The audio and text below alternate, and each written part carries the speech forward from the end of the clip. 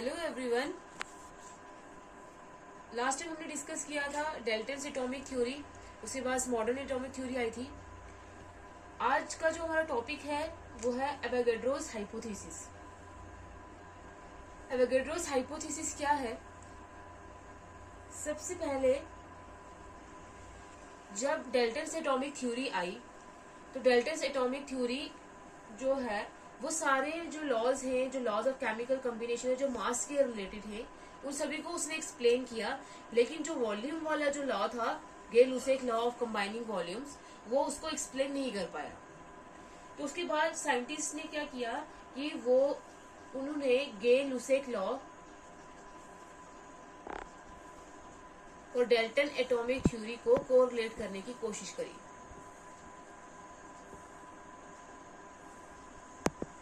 कि इन दोनों को भी रिलेट करते हैं। जब वो ऐसा कर रहे थे तो एक साइंटिस्ट था जिसका नाम था बेrzelius, जो एक स्वीडिश साइंटिस्ट था।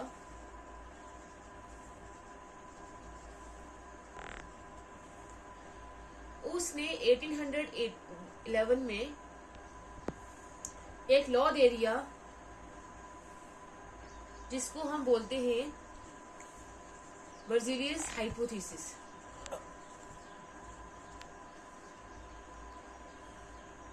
और अकॉर्डिंग टू दिस, जब साइंटिस्ट क्या कर रहे थे, गे-लुसेक लॉ और डेल्टन्स एटॉमिक थ्योरी को कोरिलेट कर रहे थे, तो एक स्वीडिश साइंटिस्ट था बेrzelius, उसने 1811 में एक लॉ दे दिया, या एक जनरलाइजेशन बोल सकते हैं, वो दे दी, जिसको हम बोलते हैं बेrzelius हाइपोथेसिस। अब इस हाइपोथेसिस के अकॉर्डिंग क्या था, equal volumes of all gases contain equal number of atoms under similar conditions of temperature and pressure।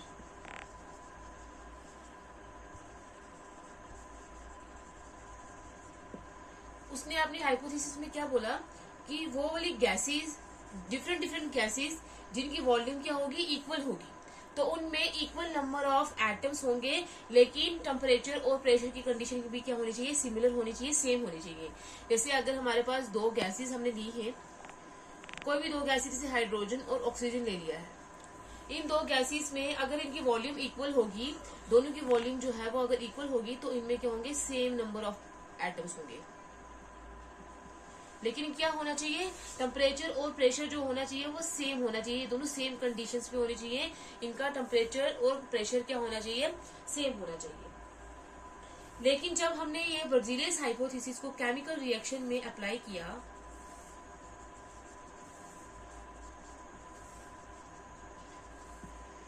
तो ये ऑब्जर्व किया गया, जो डेल्टन्स एटॉमिक थ्योरी में बोला गया था और जो लॉज ऑफ केमिकल कॉम्बिनेशन में बोला गया था, कि डिफरेंट एटम्स जो एलिमेंट के हैं वो आपस में कंबाइन होते हैं, लेकिन सिंपल रेशियो में कंबाइन होते हैं, उनका फिक्स रेशियो होता है।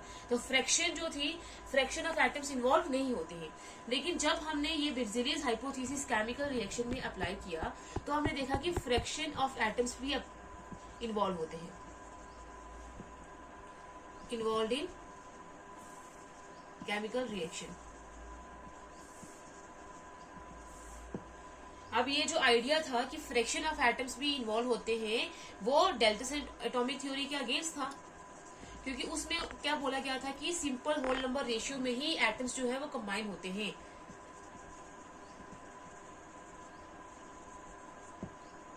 अब एग्जांपल लेके डिस्कस करते हैं कि बेrzelius हाइपोथेसिस में क्या बोला गया, कैसे फ्रैक्शन ऑफ एटम्स जो थे वो इन्वॉल्व थे।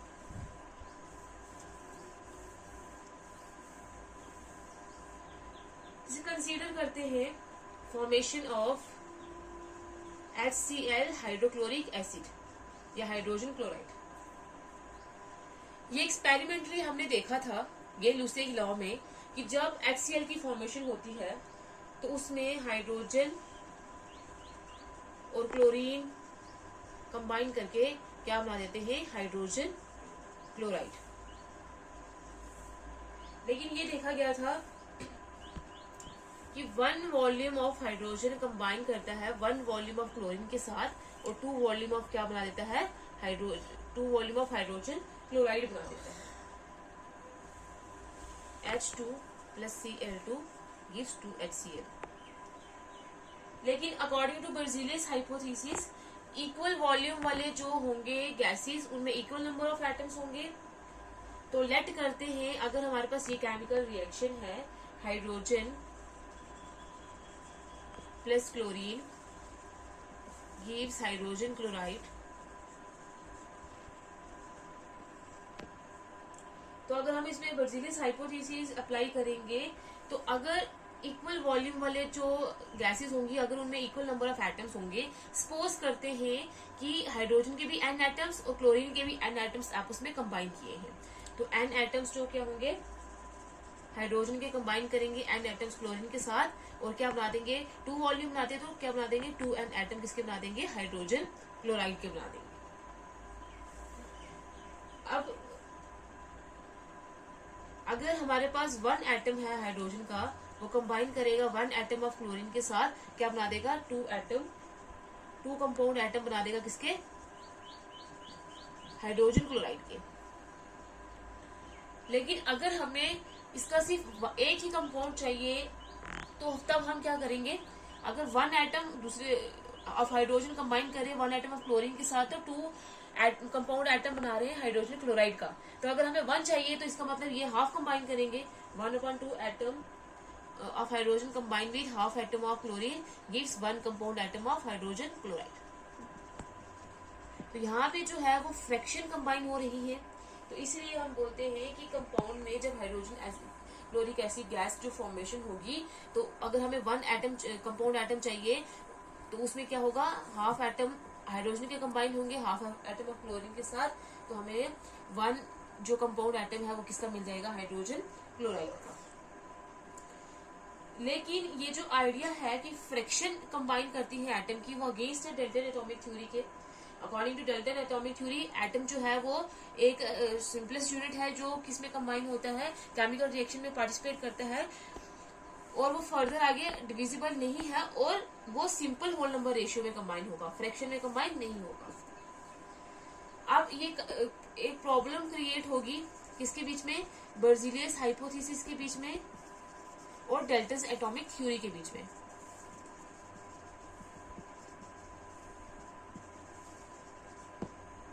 अब इन दोनों की जो प्रॉब्लम है जो कॉन्फ्लिक्ट है उसको खत्म करने के लिए एवोगैड्रो ने एक साइंटिस्ट था उसने सजेस्टेड दैट जो मैटर होगा वो कंसिस्ट करेगा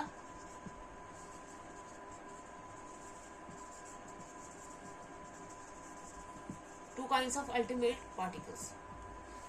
पहले ये बोला जाता था कि मैटर जो है वो खाली एक ही अल्टीमेट पार्टिकल कंसिस्ट करता है, वो क्या है एटम।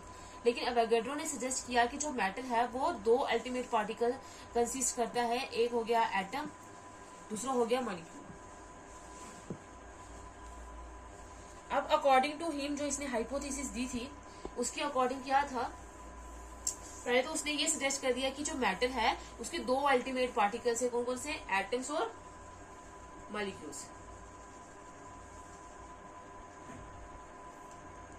अब इसमें उसने ये भी सजेस्ट किया जो स्मॉलेस्ट पार्टिकल है, the smallest particle of an element which may or may not have independent existence and takes part in chemical reaction is called an atom। कि एलिमेंट जो है हमारे पास उसका वो smallest particle of an element जो जिसका independent existence होगा भी और नहीं भी होगा। इंडिपेंडेंट एग्जिस्टेंस का मतलब ये होता है कि एटम अकेले पाया जाता है या नहीं पाया जाता है, तो उसका या तो इंडिपेंडेंट एग्जिस्टेंस होगा कुछ केसेस में और कुछ केसेस में नहीं होगा। तो वो स्मॉलेस्ट पार्टिकल एलिमेंट का जो केमिकल रिएक्शन में पार्टिसिपेट करता है उसको हम क्या बोलते हैं, एटम बोलते हैं। और उसने एक और सजेशन दिया था, the smallest particle of a substance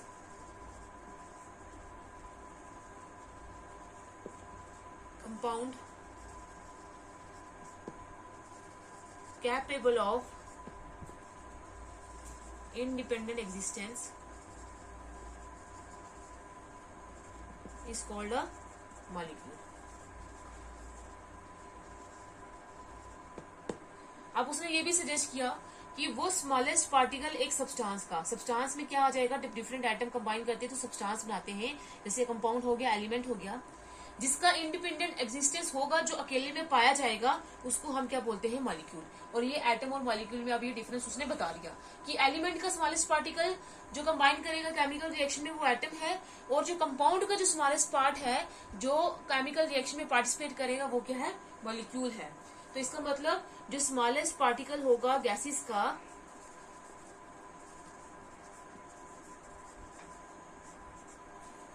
जिसका इंडिपेंडेंट एग्जिस्टेंस होगा और जो केमिकल रिएक्शन में पार्टिसिपेट करेगा वो क्या है, मॉलिक्यूल्स, नॉट एटम। पहले जो बेर्ज़ेलियस हाइपोथेसिस थी उसमें उसने वॉल्यूम को एटम के साथ रिलेट किया था कि अगर सेम वॉल्यूम होगी तो सेम नंबर ऑफ एटम्स होंगे। तो अब जो है वॉल्यूम को किसके साथ रिलेट किया गया, नंबर ऑफ मॉलिक्यूल्स के साथ, एटम के साथ नहीं। और उसने मॉलिक्यूल्स जो है उनको कंसीडर किया पॉली एटॉमिक। पॉली का मतलब होता है बहुत सारा, एटॉमिक मतलब कि जो मॉलिक्यूल्स होंगे वो एक से ज्यादा एटम से मिलकर बने होंगे। और इस हाइपोथेसिस को लेकर उसने अपना एक लॉ दे दिया था, जिस लॉ को बोला जाता है एवोगैड्रोस लॉ।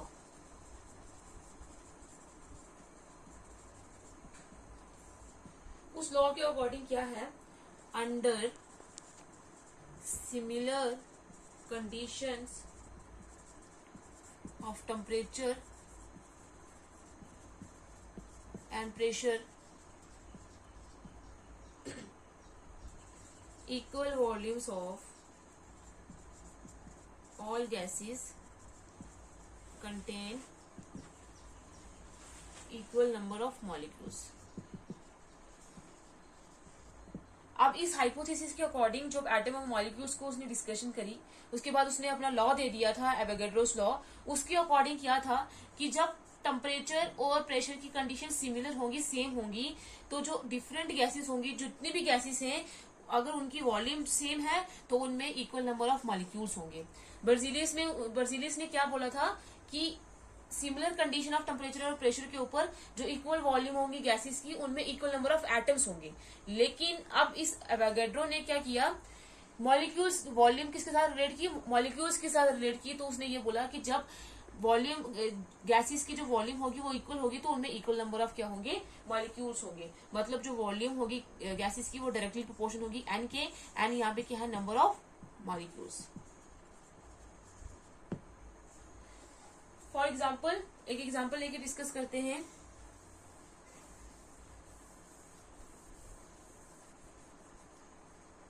जैसे अगर हमने क्या किया हुआ है, इक्वल वॉल्यूम ऑफ 3 गैसेस ली हैं, हाइड्रोजन, ऑक्सीजन और क्लोरीन, डिफरेंट फ्लास्क में। ये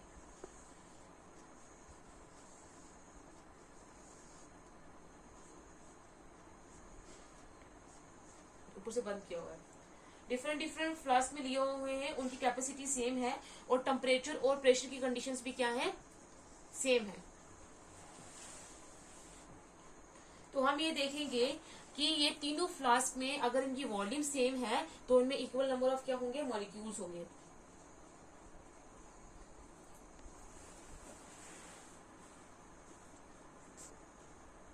ये होगी हाइड्रोजन गैस, ऑक्सीजन गैस और क्लोरीन गैस।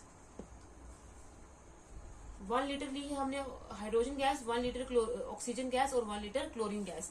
अब इनकी वॉल्यूम तीनों की सेम है तो इनमें इक्वल नंबर ऑफ मॉलिक्यूल्स होंगे।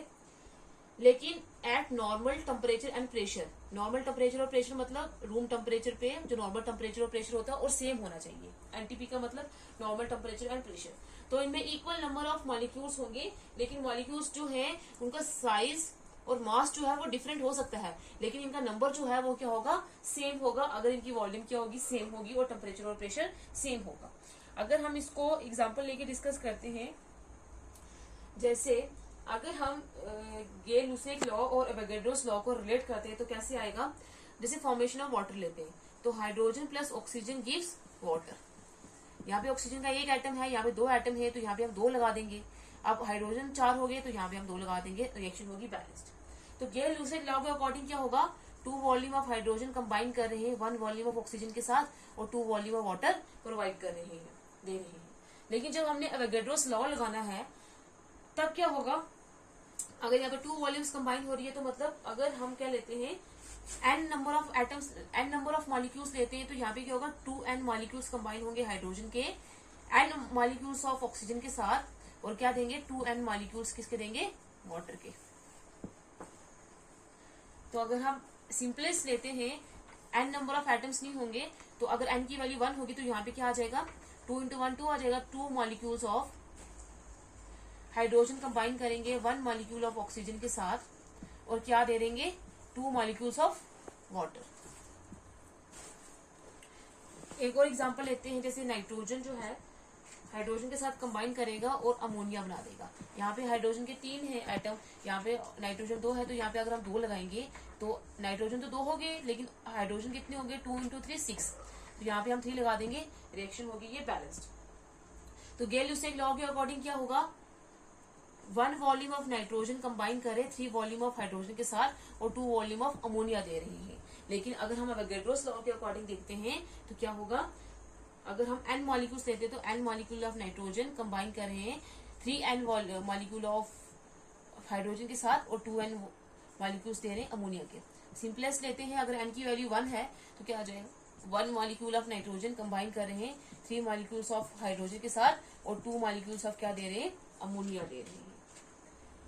और ये है अब एवोगैड्रोस जो लॉ है, जो हाइपोथेसिस है, उसको हम जो गे-लुसेक लॉ है उसके साथ अच्छे से रिलेट कर सकते हैं। अब इसका जो रिलेशन है वो अच्छे से हम एक्सप्लेन करेंगे। जैसे अगर हम फॉर्मेशन ऑफ HCl गैस लेते हैं, जो डेल्टा एटॉमिक थ्योरी में फ्रैक्शन वाला जो कंसेप्ट आ रहा था, जिसकी वजह से डेल्टा एटॉमिक थ्योरी के अगेंस्ट जा रही थी थ्योरी को हाइपोथेसिस, उसके अकॉर्डिंग देखते हैं। अगर हम हाइड्रोक्लोरिक एसिड की फॉर्मेशन देखते हैं तो इसमें क्या होगा, हाइड्रोजन प्लस क्लोरीन आपस में कंबाइन करेंगे और क्या बना देंगे, हाइड्रोजन क्लोराइड गैस। तो एक्सपेरिमेंटली हमने देखा हुआ है कि 1 वॉल्यूम ऑफ हाइड्रोजन कंबाइन करता है 1 वॉल्यूम ऑफ क्लोरीन के साथ और 2 वॉल्यूम ऑफ हाइड्रोजन क्लोराइड बना देता है, अगर टेम्परेचर और प्रेशर सेम हो। अगर हम इसमें एवोगैड्रोस हाइपोथेसिस लगाएं, एवोगैड्रोस लॉ लगाएं, तो अगर n मॉलिक्यूल्स लेते हैं तो n मॉलिक्यूल्स किसके होंगे, हाइड्रोजन के कंबाइन करेंगे n मॉलिक्यूल्स ऑफ क्लोरीन के साथ और क्या बना देंगे 2n मॉलिक्यूल्स किसके बना देंगे, हाइड्रोजन क्लोराइड के साथ। तो अगर हम इसको डिवाइड करेंगे बोथ साइड 2n से तो क्या आएगा, अगर हम n मॉलिक्यूल्स को डिवाइड करेंगे तो n/2n आ जाएगा, तो ये n और ये n कैंसिल, तो क्या आ जाएगा 1/2 मॉलिक्यूल। इसको डिवाइड करेंगे तो क्या आ जाएगा n/2n आ जाएगा, ये n और ये n कैंसिल, पीछे बचेगा 1/2 मॉलिक्यूल। इसको डिवाइड करेंगे तो ये 2n कैंसिल हो जाएगा, इक्वल टू 1 मॉलिक्यूल आ जाएगा। तो अगर हमें 1 मॉलिक्यूल बनाना होगा तो हमें क्या लेना पड़ेगा, 1/2 मॉलिक्यूल हाइड्रोजन के कंबाइन करेंगे 1/2 मॉलिक्यूल क्लोरीन के साथ, तो हमारे पास क्या बनेगा 1 मॉलिक्यूल ऑफ हाइड्रोजन क्लोराइड बनेगा। लेकिन अब फ्रैक्शन ऑफ मॉलिक्यूल्स जो है वो डेल्टा एटॉमिक थ्योरी के साथ कैसे रिलेट करेंगे। अब ये 1/2 जो मॉलिक्यूल है वो एग्जिस्ट करेगा, क्यों एग्जिस्ट करेगा, क्योंकि 1 जो मॉलिक्यूल है हाइड्रोजन का H2 plus Cl2 gives 2 HCl। जो 1 मॉलिक्यूल है हाइड्रोजन का उसमें H2 है, मतलब इसमें 2 एटम से हाइड्रोजन के, जो एक मॉलिक्यूल है उसके अंदर 2 एटम से किसके, हाइड्रोजन के, ये H2 है। तो अगर वैसे ही क्लोरीन का जो एक मॉलिक्यूल है उसके अंदर 2 क्लोरीन के एटम से Cl2 में, तो अब 1/2 जो मॉलिक्यूल है हाइड्रोजन का उसका क्या मतलब है, अगर एक मॉलिक्यूल ऑफ हाइड्रोजन में 2 एटम से, तो 1/2 मॉलिक्यूल का क्या मतलब है, उसमें क्या है 1 एटम है किसके, हाइड्रोजन के।